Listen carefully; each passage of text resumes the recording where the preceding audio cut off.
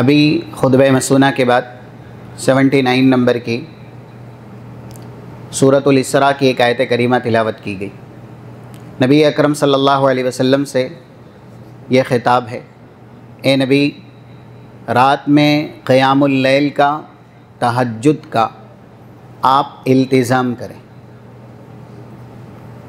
اللہ نے رسول اکرم صلی اللہ علیہ وسلم پر یہ نماز ایک طرح سے واجب کی تھی، اسی لیے صیغہ امر بھی ہے اور اس کی تفسیر بھی موجود ہے، جیسا کہ صحیح مسلم کی کچھ حدیثیں ہیں 746747 حضرت عائشہ رضی اللہ تعالی عنہ بیان کرتی ہیں، کان رسول اللہ صلی اللہ علیہ وسلم لا یترک قیام اللیل، اللہ کے نبی صلی اللہ علیہ وسلم عموماً قیام اللیل کبھی نہیں چھوڑتے،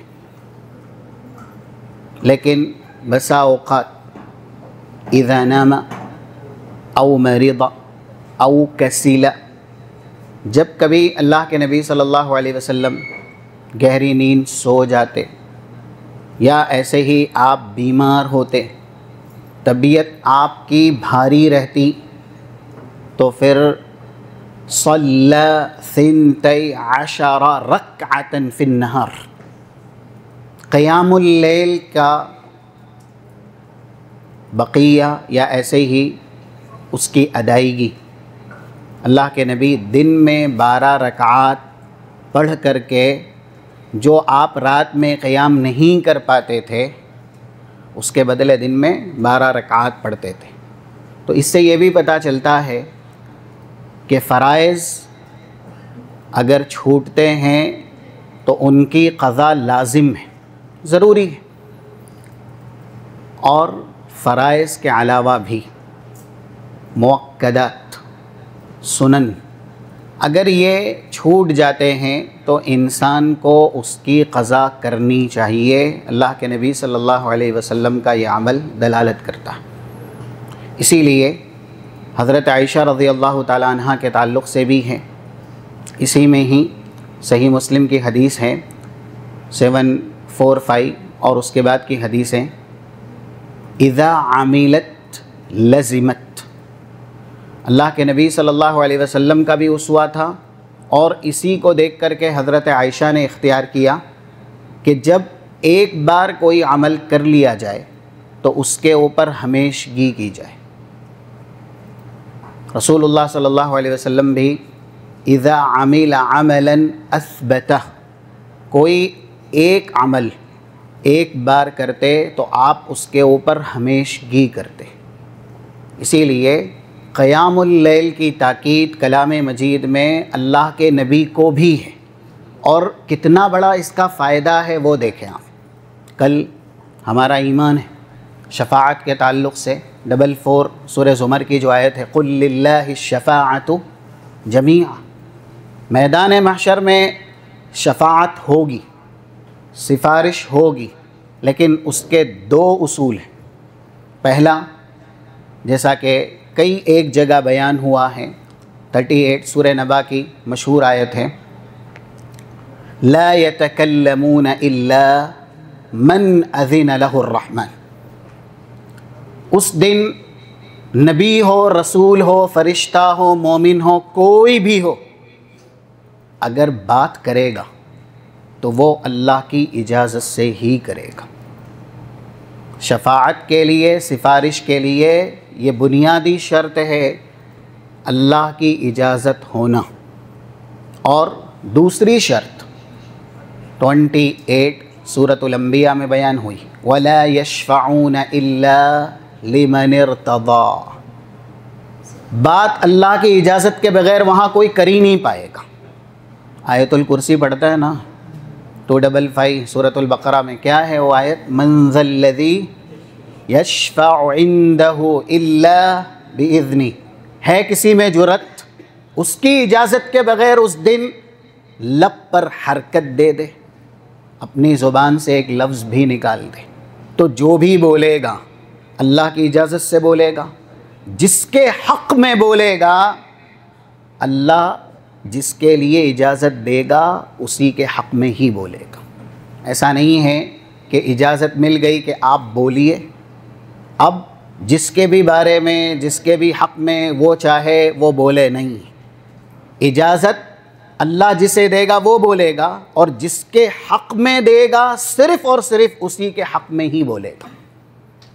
رسول اللہ صلی اللہ علیہ وسلم کو سب سے بڑا منصب دیا گیا، یہ کسی نبی کو ہی نہیں ملا۔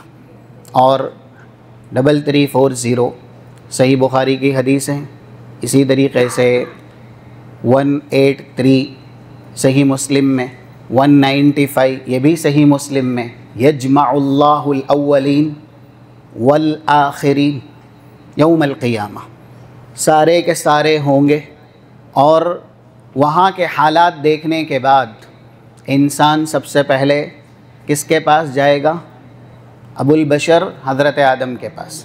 انت ابونا خلقک اللہ بیدی وامر لک الملائکہ فسجدوا لک واسکنک فی الجنہ اشفع لنا۔ حضرت آدم کی فضیلت بیان کی جائے گی اور کہا جائے گا کہ آپ ہمارے والد ہیں، آپ کو اللہ نے اپنے ہاتھ سے پیدا کیا، یہاں تک کہ سارے ملائکہ فرشتوں کو آپ کے سامنے سربہ سجود ہونے کا اللہ نے حکم دیا، جنت میں آپ کو آباد کیا، تو آپ ہمارے حق میں سفارش کرتے ہیں۔ جواب یہی ملے گا کہ مجھ سے بھی ایک خطا ہوئی، اور اللہ جس قدر مجھ پر ناراض تھا، میں نے ایسا غضب اور ایسا غصہ اللہ کا دیکھا ہی نہیں ہے۔ یہ الفاظ حدیث ہیں۔ تو اس موقع پر کوئی بھی نبی، کوئی بھی رسول نہیں بولے گا۔ کون بولیں گے؟ محمد الرسول اللہ صلی اللہ علیہ وسلم۔ یہ منصب آپ کو کیوں ملا؟ کس خوبی کی وجہ سے ملا؟ یہ عنوان ہے نا، قیام اللیل کے فوائد۔ قیام اللیل کا فائدہ ہے عسى ان يبعثك ربك مقاما محمودا۔ نبی آپ قیام اللیل پر ہمیشگی کیجئے، اس کے اوپر ہمیشگی کرنے کی وجہ سے ہم آپ کو مقام محمود دیتے ہیں، شفاعت کبریٰ دیتے ہیں۔ کل قیامت میں سب سے پہلے اللہ کی اجازت سے آپ بولیں گے، اور یہ ہمارا بہت بڑا شرف ہے۔ یہ باتیں اس سے پہلے ہم نے سنی ہوئی ہیں، آتی رہتی ہیں کہ ہم امت محمدیہ میں پیدا کیے گئے۔ رسول اللہ صلی اللہ علیہ وسلم کو جب اللہ کہے گا ارفع رأسک یا محمد، وہی حدیث ہے جس کا ریفرنس ابھی پہلے دیا گیا، سل تعطى اشفع تشفع، اے محمد صلی اللہ علیہ وسلم سر اٹھائیے، مانگیے دیے جائیں گے، سفارش کیجئے آپ کی سفارش اللہ قبول کرے گا۔ اپنے بارے میں بولیں گے، آپ کس کے بارے میں بولیں گے؟ جہاں سارے انبیاء رسول کا یہ اعلان ہوگا یا رب نفسی یا رب نفسی۔ یہ الفاظ حدیث ہے، جس کا تذکرہ ابھی ہوا اسی حدیث میں بھی یہ موجود ہے، اور مزید ہے تو 3704 الترغیب والترہیب کے اندر ہے، ان ابراہیم خلیل اللہ لیقول نفسی نفسی۔ کل میدان محشر میں حضرت ابراہیم جیسی بڑی ہستی بھی اپنی زبان سے جو الفاظ نکالے گی وہ یہی، اللہ مجھے بچا لے، مجھے بچا لے۔ محمد الرسول اللہ کے زبان پر الفاظ ہوں گے یا رب امتی، یا رب امتی، اللہ آج میری امت کی حفاظت کر لے۔ تو ہم اور آپ اس خوبی کو اپنے اندر پیدا کریں۔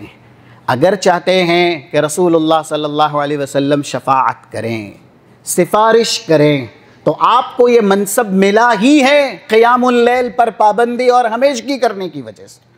ہم اور آپ بھی اگر اپنے اندر یہ خوبی پیدا کریں گے تو انشاءاللہ رسول اللہ صلی اللہ علیہ وسلم کی شفاعت کبریٰ سے ضرور ہم کنار کیے جائیں گے۔ اللہم اجعلنا منہم۔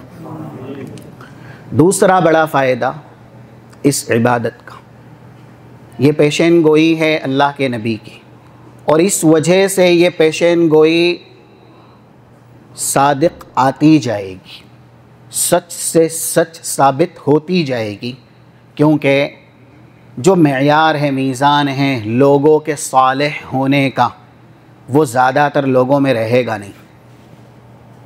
اللہ کے نبی کی پیشین گوئی کیا ہے؟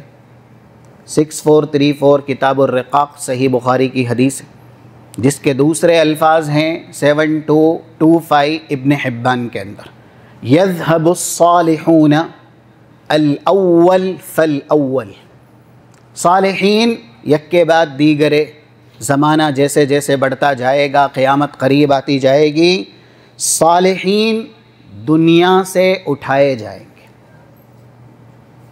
حتی تبقى حفالة كحفالة الشعیر، جو کا دانہ چھلکے میں سے نکال لیا جاتا ہے نا، اور چھلکا بچ جاتا ہے، اسی طریقے سے صالحین جو حقیقی ہوں گے، نیکوکار، جنتی، جن کا وجود دنیا میں بھی نعمت ہے، اور اگر وہ دنیا سے چلے گئے تو وہ جنتی ہیں۔ یہ بات ہوائی نہیں ہے۔ 69 سورہ نساء کی آیت ہے، وَمَن يُطِعِ اللَّهَ وَالرَّسُولِ فَأُولَئِكَ مَعَ الَّذِينَ أَنْعَمَ اللَّهُ عَلَيْهِمْ مِنَ النَّبِيِّينَ وَالصِّدِّيقِينَ وَالشُّهَدَاءِ وَالصَّالِحِينَ وَحَسُنَ أُولَئِكَ رَفِيقًا۔ انعام انہی پر ہوا ہے، اهدنا الصراط المستقیم صراط الذین انعمت علیہم۔ تو انعمت علیہم ہے کون؟ یہی لوگ ہیں جن کے اوپر اللہ نے انعام کر کے ان کو جنتی بنایا ہے، جس میں ایک طبقہ ہے الصالحین کا۔ رسول اللہ کہہ رہے قیامت جو قریب آئے گی، دنیا سے صالحین اٹھا لیے جائیں گے۔ اور پھر کیسے ہوں گے؟ ایک مثال بھی آپ نے دی، وہ جو ابن حبان کی حدیث ریفرنس دیا گیا نا 7225 نمبر کا، قرب لرسول اللہ رطب و تمر۔ ایک موقع تھا اللہ کے نبی صلی اللہ علیہ وسلم تشریف فرماتے، ہر طرح کی کھجور تھی، رطب بھی اور دوسری کھجوریں بھی، فَأَكَلُوا، ساری کھجوریں کھا لی گئی، وَلَمْ يَبْقَ مِنْهَا إِلَّا النَّوَاء، کھجور تو بچی نہیں، کھجور کی گٹھلیاں یہ بچ گئی۔ اللہ کے نبی صلی اللہ علیہ وسلم مثال دیتے ہیں، یہ مثال ہم اور آپ کو سمجھنی ہے۔ اتدرون ما ھذا، صحابہ سے پوچھتے ہیں یہ کیا ہے؟ صحابہ کہتے ہیں اللہ ورسولہ اعلم۔ یہ ادب ہے، ان کو معلوم ہے کہ کھجور کی گٹھلی ہے، پھر بھی بڑوں کے سامنے زبان نہیں کھولتے، ادب کا تقاضا ہے، نہیں بولتے۔ اللہ کے نبی صلی اللہ علیہ وسلم نے پھر کہا تذهب الصالحون یا تذهب الخیر فالخیر، تم میں سے جو صاحب خیر ہوں گے، جیسے کھجور کھا لی گئی نا، ویسے ہی وہ موت کا لقمہ بنا لیے جائیں گے، وہ اٹھا لیے جائیں گے، اور جو بچے ہوئے رہیں گے وہ کون ہوں گے؟ جیسے یہ گٹھلیاں بچ گئی، اب اس کو پیروں میں روندا جائے یا پھر ایسے ہی کہیں پر بھی پھینک دیا جائے۔ تو جو لوگ صالح نہیں ہیں، ان کی اللہ کو کسی بھی طرح کی کوئی پرواہ ہی نہیں ہے۔ لم یبال اللہ ای بال، اللہ ان کے تعلق سے کچھ بھی پرواہ نہیں کرتا، دشمن ان کے اوپر حملہ آور ہو یا ایسے ہی وہ مشق ستم بنائے جائیں، ان کے اوپر ظلم کے کوڑے برسائے جائیں۔ حالات آج آپ دیکھیں نا کیسے ہیں، ایسے حالات میں ہم اور آپ کتنی دعائیں کرتے ہیں، دعا قبول کیوں نہیں ہوتی؟ رب العالمین کا وعدہ سب سے سچا ہے کہ اللہ مومنین کی مدد کرے گا۔ 47 سورہ روم کی آیت میں وَكَانَ حَقًّا عَلَيْنَا نَصْرُ الْمُؤْمِنِينَ، مومنین کی مدد کرنا ہم نے اپنے اوپر لازم کر لیا، یہ اللہ کہہ رہا ہے۔ کیوں مدد نہیں ہو رہی؟ اس لیے کہ عقیدہ، ایمان یہ کھوکھلا ہے، اور آج نعرے بھی لگ رہے ہیں نا، مسلمانوں کو ابھارا بھی جا رہا ہے تو کس پر؟ دنیاوی علوم میں ماہر بنیے، حکومتیں حاصل کیجئے، سیاست کے میدان میں آگے آئیے، تب تو تمہارا وجود بچے گا، ورنہ حرف غلط کی طرح صفحہ ہستی سے مٹا دیے جاؤ گے۔ آج یہی نعرے ہیں، دیکھ لیجئے۔ جبکہ پوری دنیا اگر صاحب اسلام بھی ہو جائے نا، اور صاحب اسلام ہونے کے ساتھ ساتھ دنیا کے مضبوط ترین اسلحے ان کے پاس آ بھی جائیں، تو بھی وہ فتح یاب نہیں ہو سکتی جب تک کہ اللہ کی اعانت اور اللہ کی مدد نہ ہو۔ اور اگر یہ منظر دیکھنا ہے تو قرآن کریم کی اس طرح کی آیات پڑھیے، 25-26 سورہ توبہ کی، لَقَدْ نَصَرَكُمُ اللَّهُ فِي مَوَاطِنَ كَثِيرَةٍ وَيَوْمَ حُنَيْنٍ إِذْ أَعْجَبَتْكُمْ كَثْرَتُكُمْ فَلَمْ تُغْنِ عَنْكُمْ شَيْئًا وَضَاقَتْ عَلَيْكُمُ الْأَرْضُ بِمَا رَحُبَتْ ثُمَّ وَلَّيْتُمْ مُدْبِرِينَ۔ اللہ نے تمہاری مدد بہت سی جگہ کی، اور کم من فئة قلیلہ غلبت فئة کثیرة بإذن اللہ، 249 جو سورہ بقرہ کی آیت کا جملہ ہے۔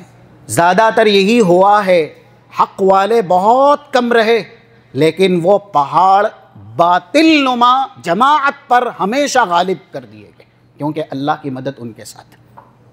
حنین میں اس کے برعکس تھا، فتح مکہ کے فوراً بعد غزوہ حنین ہے، اور مسلمانوں کی تعداد زیادہ ہے بالمقابل مشرکین کے، مجرمین کے۔ اور تھوڑا سا ذہن میں یہ گمان آیا کہ ہم جب کم تھے تو ہمارے سامنے جو آئے چکنا چور کر دیے گئے، اور آج تعداد میں ہم زیادہ ہیں، تو یہ کیسے ٹکیں گے؟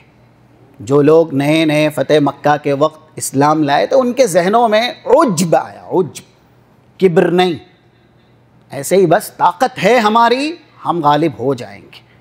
اللہ نے کیا کہا؟ اذ اعجبتکم کثرتکم، تم چلے گئے اللہ کی مدد سے کثرت کی طرف، دنیاوی طاقت کی طرف۔ اور آج یہی کہا جا رہا ہے، کوئی یہ نہیں کہتا عقیدہ درست کرو، الا من رحمہم اللہ من وفقہم اللہ۔ جو کہتے ہیں ان کو بھی یہی طعنہ دیا جاتا ہے، کیا تم ہر بار توحید کی بات کرتے ہو، عقیدے کی بات کرتے ہو، اس کے علاوہ تمہارے پاس کچھ اور ہے ہی نہیں؟ تو توحید اور عقیدہ ہی سب کچھ ہے، یہ نہیں تو کچھ بھی نہیں، کیونکہ اللہ اسی کی وجہ سے ہی اپنے بندوں کی مدد کرتا۔ اللہ نے یہ نہیں کہا میں سارے بندوں کی مدد کروں گا، بلکہ کہا مومنین کی مدد کروں گا۔ دل میں ایمان رہے گا تو نصرت الہی آئے گی، اور اگر دل میں ایمان ہی نہیں ہوگا، چاہے آپ پوری دنیا کے حاکم بھی بن جائیں نا، اور دنیا کے مضبوط ترین اسلحوں کے مالک بھی بن جائیں، تو بھی شکست یافتہ ہی رہیں گے، ذلیل ہی رہیں گے، کیونکہ اللہ کی اعانت اور اللہ کی مدد، اس کی نصرت کے بغیر انسان کو دنیا میں غلبہ مل نہیں سکتا۔ اسی لیے قرآن کریم کا یہ انداز ہے، جیسا کہ 56 سورہ مائدہ کی آیت ہو، یا ایسے ہی 21 سورہ مجادلہ کی، وَمَن يَتَوَلَّ اللَّهَ وَرَسُولَهُ وَالَّذِينَ آمَنُوا فَإِنَّ حِزْبَ اللَّهِ هُمُ الْغَالِبُونَ۔ جو اللہ کا دوست ہوگا، اس کے رسول کا دوست ہوگا، ایمان والا ہوگا، توحید ہوگی، عقیدہ درست ہوگا، یہ ہے اللہ کا لشکر جو روئے زمین میں ہمیشہ غالب رہے گا۔ اور پھر كتب اللہ لأغلبن انا ورسلی ان اللہ قوی عزیز، یہ تقدیر کی قلم سے اللہ نے ہی لکھا ہے، روئے زمین پر سب سے زیادہ غالب میں اور میرے رسول۔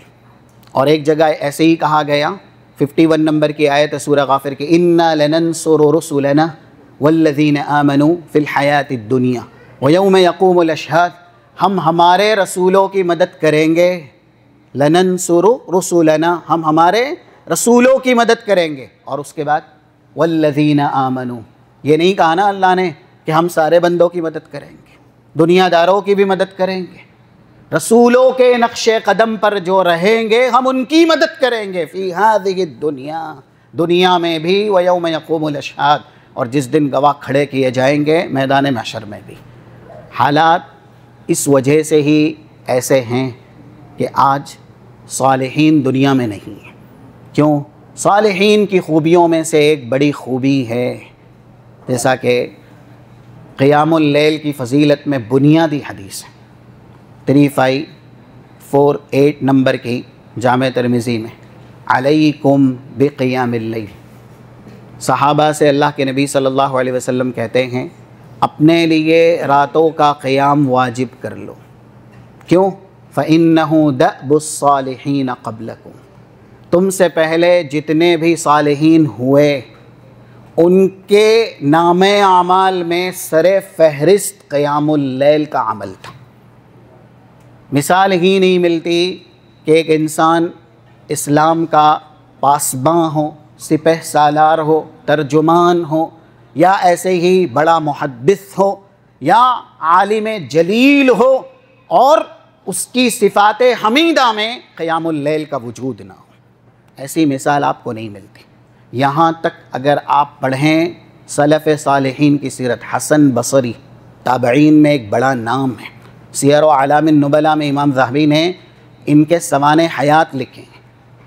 ان کا گھرانہ چھوڑ دیجیے، بلکہ گھر میں کام کرنے والی خادمہ لونڈی وہ تک بھی قیام اللیل کی ایسی پابند تھی کہ جب اس کو بیچ دیا گیا اور کسی اور کے حوالے کیا گیا تو اس نے رات کے وقت میں، جیسے معمول تھا حسن بصری اور ان کے گھرانے کا، کہ وہ قیام اللیل کے لیے بیدار ہوتے تھے، جس گھر میں وہ گئی وہاں پر اس نے صدا اور ندا لگانا شروع کر دی، اٹھ جاؤ۔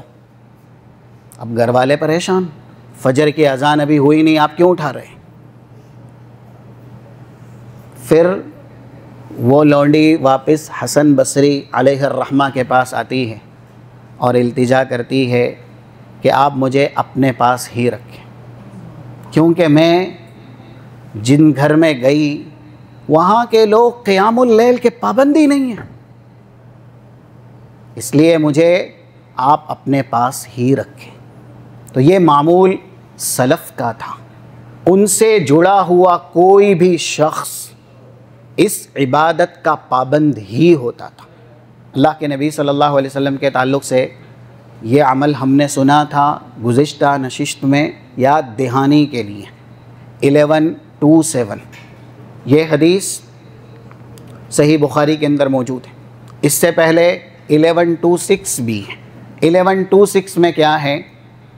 ایک موقع اللہ کے نبی صلی اللہ علیہ وسلم اچانک رات میں بیدار ہوتے ہیں اور آپ کہتے ہیں سبحان اللہ ماذا انزل الخزائن فی اللیل، رات میں بہت سے خزانے نازل کیے گئے، یعنی آپ کو خواب میں دکھایا گیا کہ امت کو یہ ملنا ہے، اور اسی طریقے سے وماذا انزل الفتن، بہت سے فتنے بھی دکھائے گئے کہ امت میں یہ فتنے ہونے والے ہیں۔ تو رسول اللہ بیدار ہوئے اور آپ کا خواب وحی کا ایک حصہ ہے، اور آپ نے بیدار ہوتے ہی آواز کیا لگائی؟ ایقظوا صواحبات الحجر، جتنے گھر والیاں ہیں ان سب کو جگایا جائے، بیدار کیا جائے۔ رب کاسیۃ فی الدنیا عاریۃ فی الآخرہ، کو یہ نہ سمجھے کہ ہم نبی کی زوجیت میں آ گئی ہیں تو اس لیے نبی جنت میں تو ہم بھی جنت میں، نہیں، نبی جو کر رہے ہیں وہ تمہیں بھی کرنا ہوگا۔ اگر رسول اللہ راتوں میں قیام کر رہے ہیں تو راتوں میں قیام کیجئے، تب آپ کو دنیا کی طرح جنت میں بھی نبی کی صحبت ملے گی، ورنہ دنیا میں بہت سی خواتین جو کپڑا پہنی ہوئی ہوگی کل میدان محشر میں وہ برہنہ ہوگی، یعنی ان کو وہ صحبت نہیں دی جائے گی جو دنیا میں دی گئی تھی۔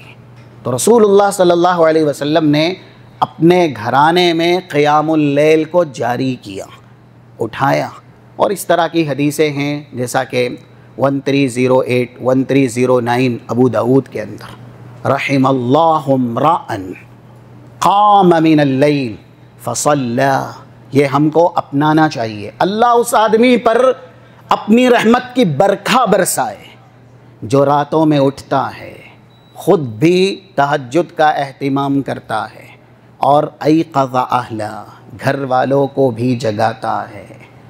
فَإِنْ أَبَتْ نَضَحَ فِي وَجْهِهَا الْمَاء۔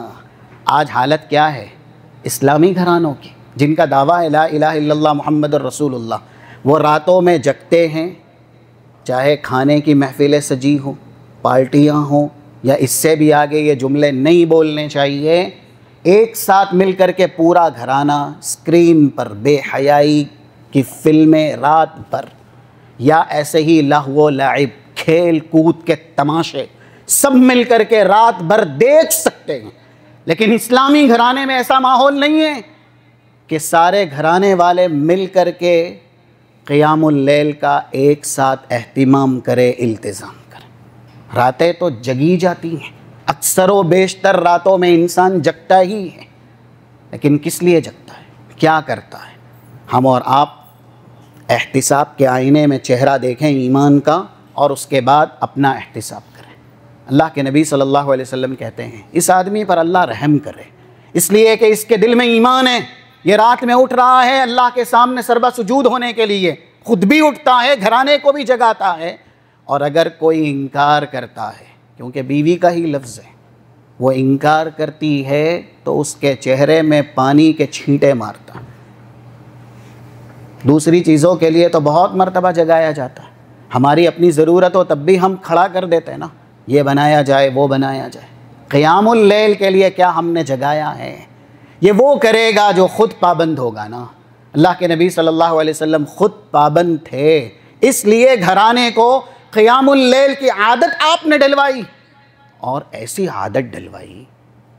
ابھی یہاں رکیے، بیچ میں ایک حدیث برجستہ یاد آئی، حضرت زینب ام المومنین ہے نا، رسول اللہ صلی اللہ علیہ وسلم کی زوجیت میں حدیث آتی ہے 874 صحیح مسلم میں، دخل رسول اللہ فی المسجد فَإِذَا حَبْلٌ مَمْدُودٌ بَيْنَ سَارِيَتَيْن۔ رسول اللہ مسجد میں ہی آئے، دیکھا ایک رسی بندھی ہوئی ہے دو کھمبوں سے، ما ھذا، پوچھا یہ رسی کیا ہے؟ بتایا گیا یہ رسی حضرت زینب نے باندھی ہے، راتوں میں قیام اللیل کے لیے مسجد آتی ہے، اور پھر اذا کسلت او فترت، اگر نماز پڑھتے پڑھتے نیند کا غلبہ ہوا یا تھکان محسوس ہوئی تو وہ رسی پکڑ کے جھولتی ہے، یا رسی کا سہارا لے کر کے انرجی عبادت کرنے کی، اسی وجہ سے یہ رسی بندھی ہوئی ہے۔ رسول اللہ صلی اللہ علیہ وسلم نے کہا حلو، کھول دو، اور آپ نے پھر لوگوں کو درس دیا کہ عبادت اتنی کرنی چاہیے جتنی طاقت ہو۔ یہ دیکھیں آپ، رسول اللہ شوہر ہیں، گھر کے ذمہ دار ہیں، ہم اور آپ بھول گئے نا کہ اللہ کے سامنے حاضر بھی ہونا ہے، کھڑا بھی ہونا ہے، اور اس طرح کے سوالوں کا جواب بھی دینا ہے۔ 1636 سلسلہ صحیحہ کی حدیث، ان اللہ سائل عما استرعى احفظ ام ضیع حتی یسأل الرجل عن اہل بیتہ۔ کل اللہ سوال کرے گا ہر اس شخص سے جس کو جو ذمہ داری دی گئی تھی۔ 5200 صحیح بخاری کی حدیث ہے، کلکم راع وکلکم مسئول عن رعیتہ فالرجل راع لأہل بیتہ وہو مسئول عن رعیتہ۔ ہر ایک ذمہ دار اللہ کے سامنے اکیلے لایا جائے گا اور اسے اس کی ذمہ داری کے تعلق سے سوال کیا جائے گا۔ امام قرطبی ہوں، امام ابن کثیر ہوں، اور ایسے ہی صحابہ میں بھی نام ہیں، چاہے حضرت انس ہوں، بہت زیادہ محدثین بھی ہیں، اس حدیث کو اسی معنی پر ہی رکھا ہے۔ حدیث سنیے، یہ حدیث صحیح مسلم کے اندر موجود ہے، 137 یا 142 دونوں میں سے کوئی ایک نمبر ہے۔ ما من عبد یسترعیہ اللہ رعیہ یموت یوم یموت وہو غاش لرعیتہ الا حرم اللہ علیہ الجنہ، اعاذنا اللہ من، نسأل اللہ السلامة من۔ جس کو اللہ نے جس ذمہ داری کا دنیا میں پابند بنایا ہے، ہر گھر کا بڑا گھر والوں کا ذمہ دار ہے، باپ ذمہ دار ہے اپنی اولاد کا، شوہر بھی ذمہ دار ہے اپنے اہل و عیال کا۔ اگر اس نے ذمہ داری ویسے نہیں نبھائی جیسے اللہ نے اس کو پابند کیا، وہ کائن من کان کوئی بھی کیوں نہ ہو، اللہ کہہ رہا ہے اگر اس نے اللہ کی دی گئی ذمہ داری میں دھوکہ کیا، مکر و فریب کیا، تو وہ جنت بھول جائے، جنت ایسوں پر اللہ حرام کر دے گا۔ صحیح مسلم کی ہے حدیث، حدیث بالکل صحیح ہے۔ ہر ذمہ داری جس کو دی گئی ہے، چھوٹی یا بڑی، حاکم وقت کی ذمہ داری پر بھی یہ حدیث دلالت کرتی ہے۔ اور ایسے ہی جو لوگ کسی ایک علاقے کے ناظم ہوتے ہیں، یا ایسے ہی شہر کے، اسٹیٹ کے، یا پھر ملک کے امیر ہوتے ہیں، ان کی ذمہ داری پر بھی یہ حدیث دلالت کرتی ہے۔ ایک گھر کا ذمہ دار، اس کی ذمہ داری پر بھی یہ حدیث دلالت کرتی ہے۔ گھر میں موجود اہلیہ، زوجہ، خاتون، اس کی ذمہ داری پر بھی یہ حدیث دلالت کرتی ہے۔ وَالْمَرْأَةُ رَاعِيَةٌ فِي بَيْتِ زَوْجِهَا وَوَلَدِهِ وَهِيَ مَسْئُولَةٌ عَنْ رَعِيَّتِهَا، بیوی بھی ذمہ دار ہے شوہر کے گھرانے کی اور اس کے بچوں کی۔ اب ایسی مائیں ہوں جو راتوں میں ایسا التزام اور اہتمام کرتی ہوں، ان کی گود میں پلنے والے، نشو و نما پانے والے بچے وہی اسلام کے سرخیل بنتے ہیں، وہی اسلام کے سپہ سالار، ترجمان اور اسلام کے فدائی اور شیدائی بنتے ہیں، کیونکہ ماؤں نے ویسی تربیت کی ہوتی ہے۔ آپ 785 صحیح مسلم کی حدیث سنیں تو حضرت عائشہ کہتی ہیں مر علی رسول اللہ وعندی امرأہ، رسول اللہ اچانک آئے اور ایک خاتون میرے پاس بیٹھی ہوئی تھی۔ اللہ کے نبی نے پوچھا ما ہذہ، یہ خاتون کون ہیں؟ جواب دیا گیا ہی امرأہ لا تنام فی اللیل۔ خواتین، ہم اور آپ سنائیں یہ حدیث، یہ وہ خاتون ہیں جو رات میں سوتی نہیں ہیں۔ کیوں؟ کس لیے؟ گیم کھیلنے کے لیے، یا موبائل پر ریل چلانے کے لیے، میم چلانے کے لیے؟ کس لیے؟ کیونکہ یہ تو ساری خواتین کرتی ہیں۔ ہی التی لا تنام فی اللیل وہی تصلی تمام اللیل، یہ پوری رات نماز پڑھنے والی خاتون ہیں۔ سب جانتے ہیں یہ رات میں نہیں سوتی، پوری رات نماز پڑھتی۔ اللہ کے نبی صلی اللہ علیہ وسلم نے پھر وہاں پر بھی درس دیا اور کہا خذوا من العمل بما تطیقون، جتنی طاقت ہو انسان کو اتنا عمل اختیار کرنا چاہیے۔ فإن اللہ لا يسأم حتى يسأم احد منکم، تم تھک جاؤ گے اللہ کی عبادت کر کے، اللہ کبھی تھکنے والا نہیں ہے۔ اس لیے عبادت اتنی کرو جتنا کہ بدن پر ظلم نہ ہو، استطاعت ہو۔ یہ ہے صحابیات۔ حضرت زینب کا ہی تذکرہ چل رہا تھا نا، یہ قیام اللیل کی برکت دے کے وہ ام المومنین اس طرح کے کلمات ان کی شان میں کہہ رہی ہے، جس کے لیے اللہ نے 15 آیات عرش عظیم سے نازل کر دی۔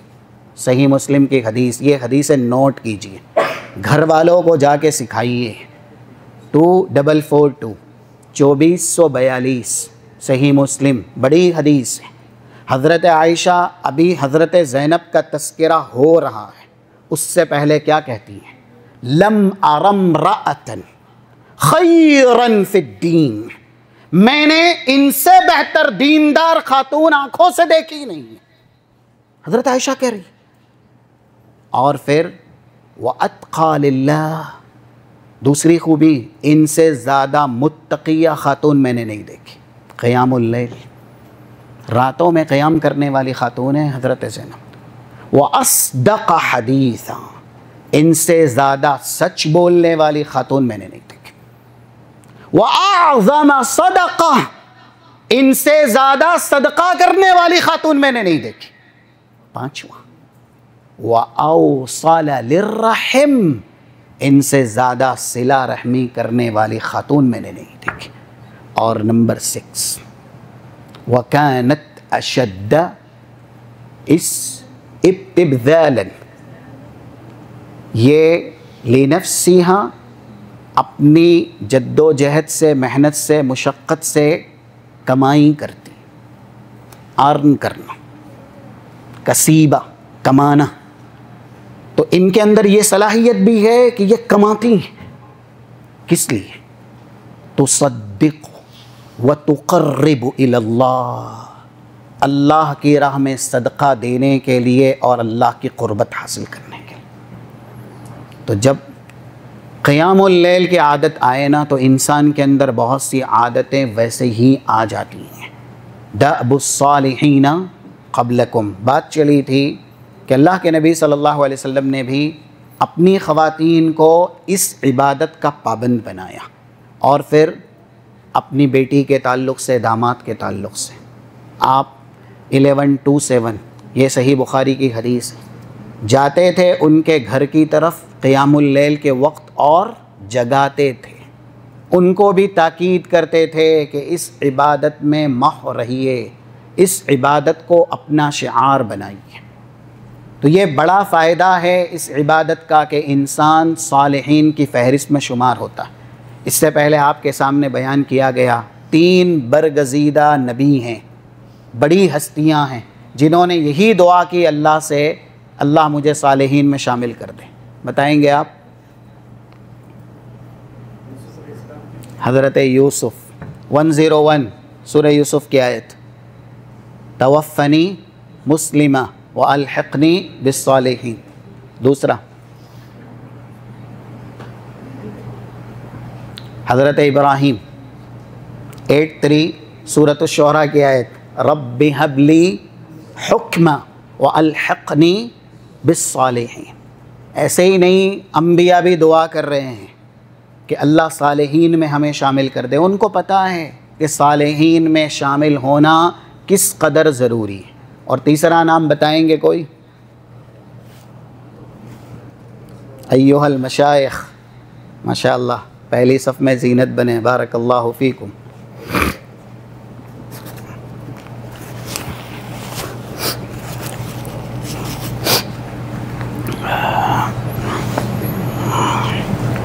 حضرت سلیمان، ان کی مشہور دعا ہے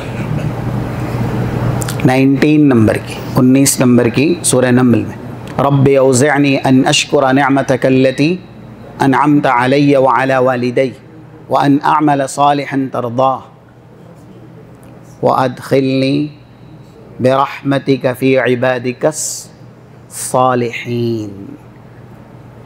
پوری دنیا میں ان سے بڑی حکومت کسی کو نہیں ملی، پھر بھی اللہ سے یہ سوال ہے کہ اللہ مجھے صالحین بندوں میں شامل کر دے، کیونکہ وہ نہیں ملا تو کچھ بھی نہیں ملا۔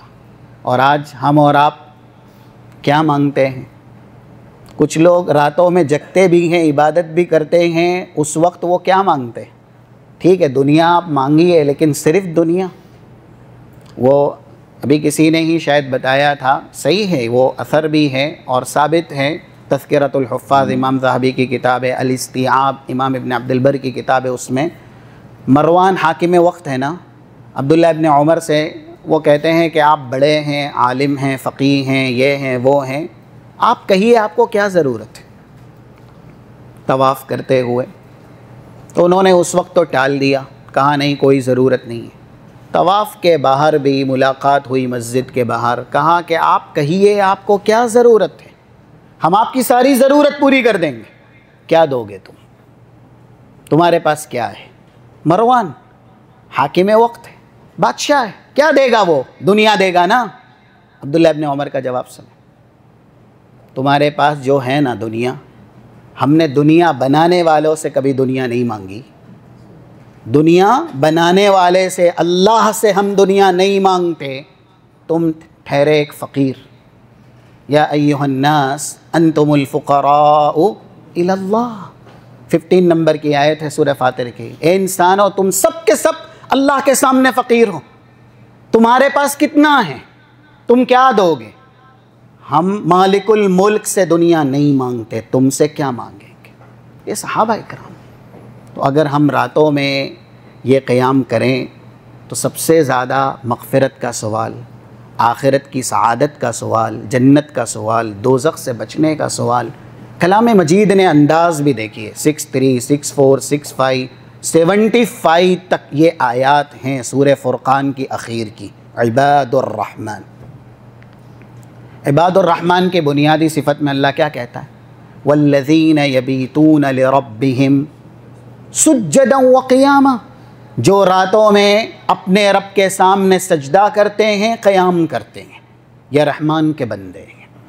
اور اس کے بعد قیام اللیل کے بعد ہی ایسی دعا آنا کیا دلالت کرتا ہے کہ آپ جب راتوں میں قیام کریں، سجدہ کریں تو کیا کرنا چاہیے؟ والذین یقولون ربنا اصرف عنا عذاب جہنم ان عذابها كان غراما۔ قرآن کی ایک آیت کا دوسری آیت سے گہرا ربط ہے، ایسے ہی قرآن سمجھنا چاہیے۔ جب ایک انسان رات میں اللہ کے سامنے سربہ سجود ہو رہا ہے، کیا مانگے وہ؟ سب سے پہلے یہی مانگے، اللہ تیرے عذاب سے محفوظ کر لے۔ اور پھر بڑے فائدوں میں سے ایک فائدہ اسی حدیث میں وَهُوَ قُرْبَةٌ إِلَىٰ رَبِّكُمْ، آج ہم اللہ کے نہیں ہوئے نا، تو جس کو ہم چاہتے ہیں کہ یہ ہمارا ہو وہ بھی ہمارا نہیں ہوتا۔ والدین کی شکایت ہے کہ اولاد ہماری نہیں، تو ان کو بھی احتساب کرنا چاہیے کہ وہ اللہ کے ہوئے ہیں۔ ہم اگر اللہ کے نہیں ہوں گے، ہماری کوئی بھی نعمت ہمارے حق میں نعمت نہیں رہے گی، یہ قاعدہ ہے۔ 53 نمبر کی آیت ہے سورہ انفال کی، ذَلِكَ بِأَنَّ اللَّهَ لَمْ يَكُ مُغَيِّرًا نِعْمَةً أَنْعَمَهَا عَلَى قَوْمٍ حَتَّى يُغَيِّرُوا مَا بِأَنفُسِهِمْ۔ اللہ دیتا ہے، لیکن جو لوگ لینے کے بعد اللہ کو بھول جاتے ہیں، اللہ ان کی نعمتوں کو نقمت عذاب بنا دیتا ہے ان کے۔ تو جو اللہ کو بھولتے ہیں، اللہ کا قرب نہیں حاصل کرتے، پھر ان کی کوئی بھی نعمت ان کے حق میں نعمت نہیں رہتی، کوئی ان کے قریب نہیں ہوتا۔ اسی لیے آج ہم دھتکارے جا رہے ہیں نا، جوتوں کی نوک پہ رکھے جا رہے ہیں، پائے تحقیر سے روندے جا رہے ہیں، جو چاہتا ہے جیسے چاہتا ہے ہمارا استعمال کرتا ہے۔ اور مسلمانوں کی ویسے بھی تحقیر اور تذلیل دنیا کے اندر اتنی زیادہ ہے، ہر ایک عقل مند اسے سمجھ سکتا ہے۔ اللہ کے قریب ہوئیے، کیسے انسان اللہ کے قریب ہوگا؟ یہ 3502 صحیح بخاری کی حدیث ہے، جس میں لفظ موجود ہے وَمَا تَقَرَّبَ إِلَيَّ عَبْدِي بِشَيْءٍ أَحَبَّ إِلَيَّ مِمَّا افْتَرَضْتُهُ عَلَيْهِ۔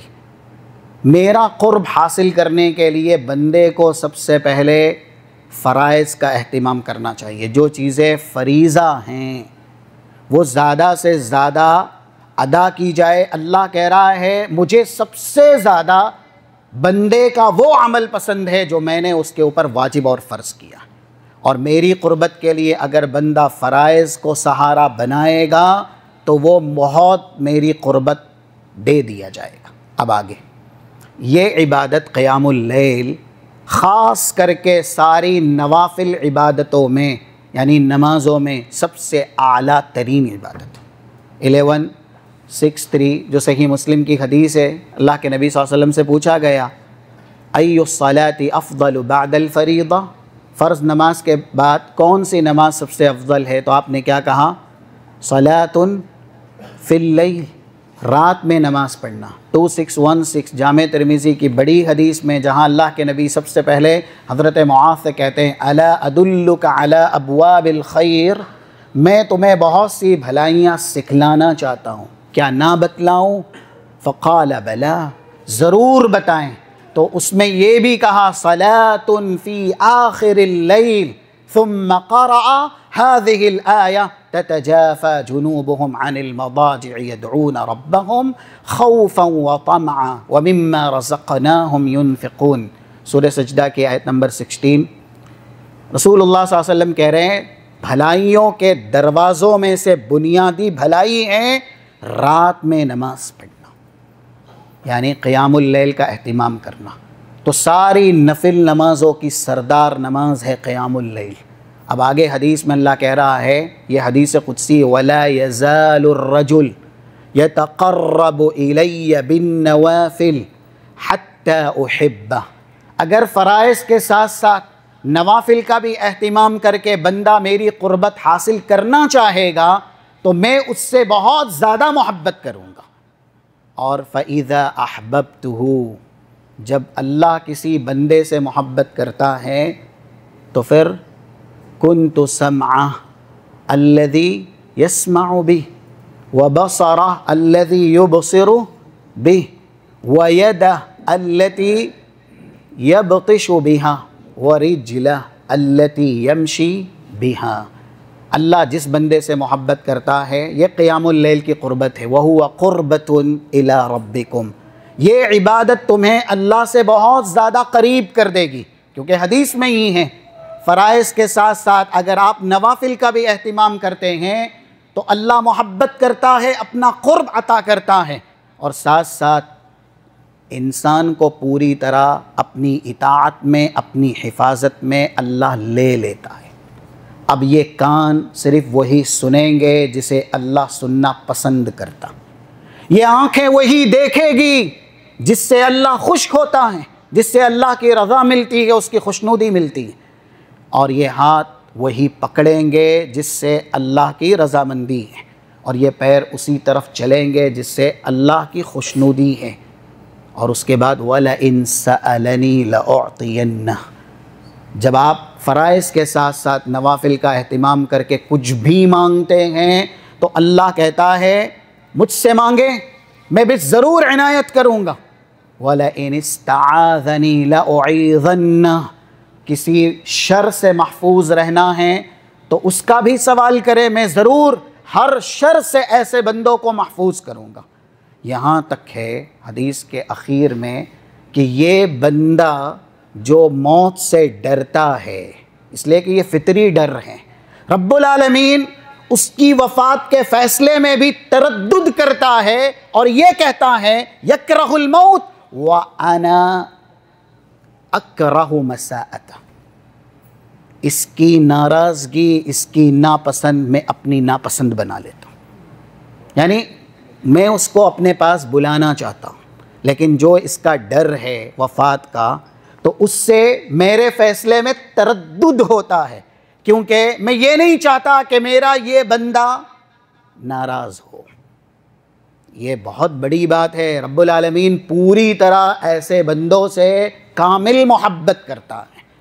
اسی لیے قربۃ الی ربکم اگر اس کو سمجھنا ہے تو ایک تو ہم نے پہلے سے ہی سیکھا ہوا ہے، 482 صحیح مسلم کی حدیث ہے، اقرب ما یکون العبد من ربہ وہو ساجد فاکثروا فی الدعاء. بندہ اللہ سے قریب سب سے زیادہ کس حالت میں ہوتا ہے؟ سجدے کی حالت میں. اسی لیے کہا گیا سجدے میں زیادہ دعا کرو. ایک اور ہے، یہ قیام اللیل کی فضیلت ہے، 3579 جامع ترمذی کے اندر، اقرب ما یکون الرب من العبد فی جوف اللیل الآخر. رات کے آخری حصے میں جب رات کا 1/3 حصہ بچ جائے تب اللہ بندے سے سب سے زیادہ قریب ہوتا ہے. اب دیکھیے اجتماع القربتین، اللہ رات کے آخری حصے میں، کیونکہ یہ دوسری حدیث ہے، اس کو بھی صحیح مسلم کے حوالے سے 758 نمبر کی، ینزل ربنا تبارک و تعالی کل لیلۃ الی سماء الدنیا حین یبقى ثلث اللیل الآخر ثم یقول من یسألنی فأعطیہ ومن یدعونی فاستجیب لہ ومن یستغفرنی فاغفر لہ. جب رات کا 1/3 رات والا آخری حصہ 1/3 باقی رہتا ہے تو اللہ آسمان دنیا پہ نزول کرتا. ہم کو ایمان رکھنا ہے اللہ نازل ہوتا ہے، کیسے یہ اللہ ہی جانتا ہے، یہ سوال بھی نہیں کر سکتے، اس لیے کہ یہ بدعت ہے۔ اس کے بعد اللہ نازل ہو کے صدا اور ندا لگاتا ہے کوئی پکارنے والا، سوال کرنے والا جس کے سوال کو میں پورا کر دوں، ہے کوئی دعا کرنے والا جس کو میں عنایت کر دوں، ہے کوئی مغفرت مانگنے والا جسے میں معاف کر دوں۔ یہ ہے وہ قربت جو اللہ بندے سے سب سے زیادہ ہوتا ہے رات کے آخری تہائی حصے میں، یعنی مغرب کی اذان سے فجر کی اذان تک آپ 3 حصے کر لیں، اور رات کا جو آخری تہائی حصہ ہے اس میں یہ فضیلت ہے۔ اب ایسی گھڑی میں جس میں اللہ بندے سے سب سے زیادہ قریب ہے، اس گھڑی میں اگر سجدہ کیا جائے اور بندہ اللہ سے سب سے زیادہ قریب ہو تو یہ اجتماع القربتین ہے، 2 قربتیں اکٹھا ہو گئی ہے، اور 2 قربتیں جب اکٹھا ہوتی ہے تو پھر جو حدیث میں بیان ہوا ہے وہی انسان کو ملتا بھی ہے، اور یہ حدیث یہیں پر ہی سننے کے قابل ہے جو صحیح مسلم کی ہے 757 نمبر کی، ان فی اللیل لساعۃ لا یوافقها رجل مسلم یسأل اللہ تبارک وتعالی من امر الدنیا والآخرہ الا اعطاہ ایاہ وذلک کل لیلہ۔ رات کی اس گھڑی میں اگر انسان 2 قربتیں اکٹھا کر لے گا، اللہ بھی قریب ہے، سجدے کی حالت میں جا کر کے یہ اللہ سے قریب ہو گیا ہے، اب وہ دنیا کی بھلائی مانگے یا آخرت کی بھلائی مانگے۔ رات میں ایک گھڑی ایسی ہے جس گھڑی میں بندہ اللہ سے کسی بھی بھلائی کا سوال کرے، اللہ کہہ رہا ہے الا اعطاہ ایاہ، اللہ ضرور اسے عنایت کرے گا۔ وذالک کل لیلہ، اور یہ پوری رات یعنی ہر رات ہوتا ہے، ایسا نہیں ہے کہ لیلۃ القدر میں ہی ہے یا رمضان کی راتوں میں ہی ہے یا پھر 15 شعبان کو ہی ہے، ہر رات اللہ آسمان دنیا پہ نزول کرتا ہے۔ اب اس سے بڑھ کر کے ارحم الراحمین جو رحم کرنے والا ہے رب، ہم کو ایسا رب ملا ہے حد سے زیادہ رحم کرنے والا، حد سے زیادہ معاف کرنے والا، اور ایسے ہی حد سے زیادہ مغفرت کرنے والا۔ اسی طریقے سے اس حدیث میں یہ بیان ہے کہ انسان قیام اللیل کا اہتمام کرتا ہے، وَتَكْفِيرٌ لِلسَّيِّئَاتِ وَمَنْهَاتٌ عَنِ الْآثَامِ، چھوٹے گناہ ہوں یا بڑے گناہ ہوں، یہ عبادت انسان کو گناہوں سے پاک اور صاف کر دیتی ہے۔ آج گناہوں کا بوجھ ہماری زندگی میں محرومیوں کا بہت بڑا سبب ہے۔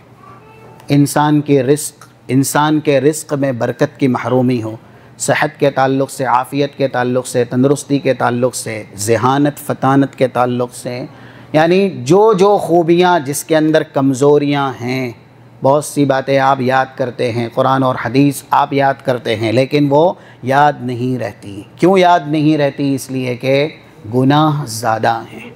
تو انسان کو اگر آسانی سے اپنے سارے گناہ کی مغفرت کروانی ہے تو قیام اللیل کے فوائد میں سے ایک بڑا فائدہ ہے وَتَكْفِيرٌ لِلسَّيِّئَاتِ، یعنی چھوٹے گناہ کا بھی، گناہ صغیرہ کا بھی یہ عمل کفارہ ہے۔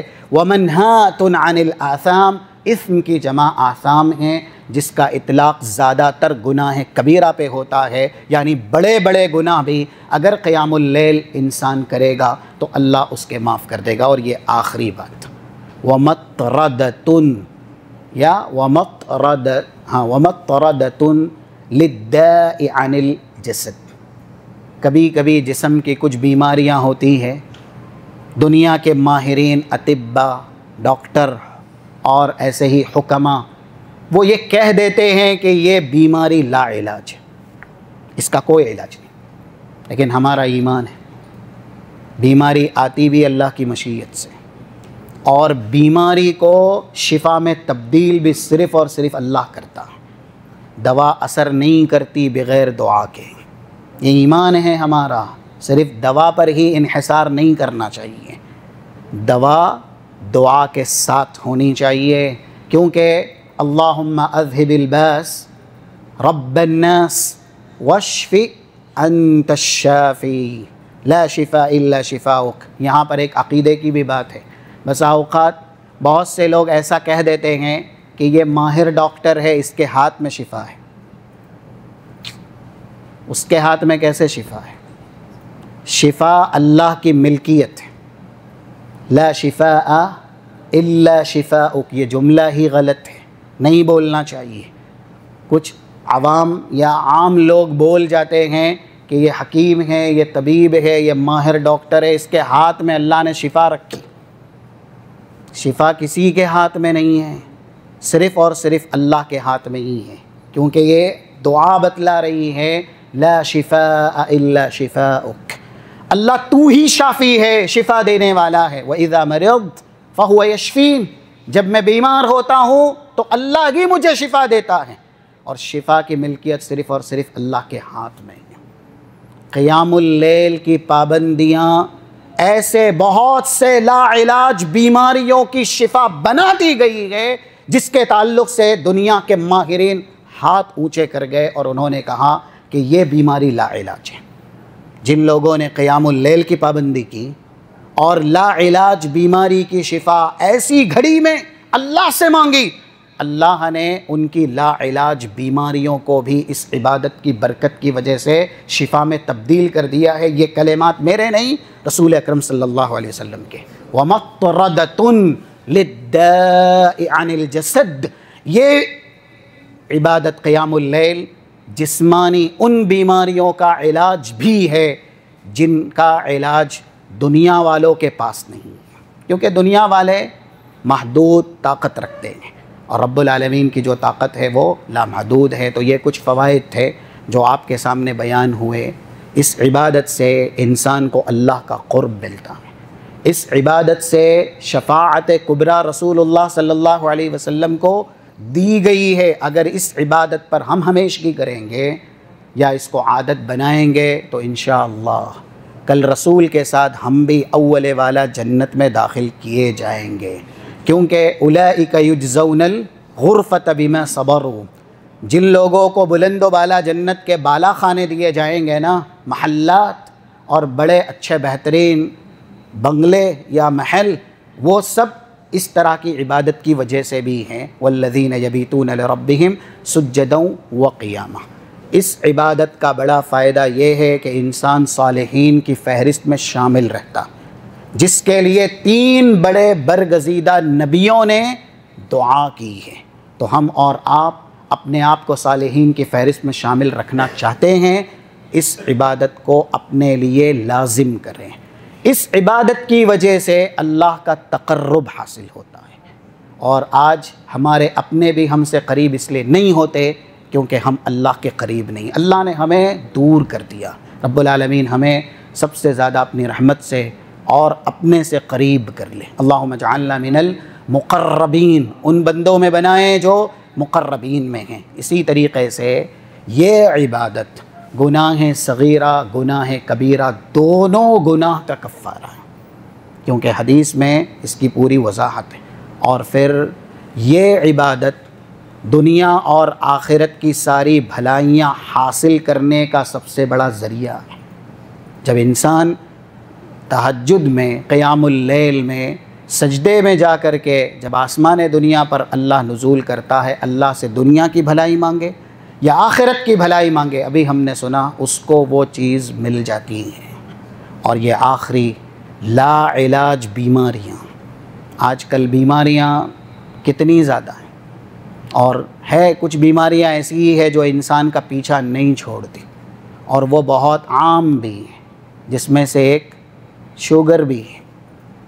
ایسی بیماریاں جو عام بھی ہیں، لا علاج بھی ہیں، کہ آپ دوائی لیجئے اور اس کے بعد یہ بیماری آپ کے پاس سے نہیں جائے گی. اگر ہم اور آپ چاہتے ہیں کہ ان بیماریوں سے جو لا علاج ہیں ہمیں چھٹکارا ملے، تو ہم کو یہ نسخہ کیمیا ضرور آزمانا چاہیے جس کے تعلق سے اللہ کے نبی صلی اللہ علیہ وسلم نے ہماری رہنمائی کی ہے. رب العالمین سے ہم دعا کرتے ہیں اللہ ہمیں ان نیک لوگوں میں شامل فرمائے جو فرائض کے اہتمام کے ساتھ ساتھ قیام اللیل کا بھی التزام کرنے والے ہیں، اور جو قیام اللیل میں دنیا اور آخرت کی بھلائی اللہ سے مانگنے والے، اور جن کو اللہ نے یہ بھلائیاں عنایت کی ہے. اور ایسے ہی عباد الرحمن میں رب العالمین ہم اور آپ کو شامل فرمائے. ہم جیسے یہاں پر اکٹھا ہیں، اللہ ہمیں انبیاء رسول کے ساتھ خاص کر کے رسول اکرم صلی اللہ علیہ وسلم کے ساتھ جنت الفردوس میں اکٹھا فرمائے۔ اللہم اجعلنا ممن الذین یستمعون القول فیتبعون احسنہ۔ اللہم حبب الینا الایمان وزینہ فی قلوبنا وکرہ الینا الکفر والفسوق والعصیان واجعلنا من الراشدین والحقنا بالصالحین وتوفنا مسلمین غیر خزایا ولا مفتونین۔ اللہم ارنا الحق حقا وارزقنا اتباعہ وارنا الباطل باطلا وارزقنا اجتنابہ۔ آمین۔ السلام علیکم ورحمۃ اللہ وبرکاتہ۔ سبحانک اللہ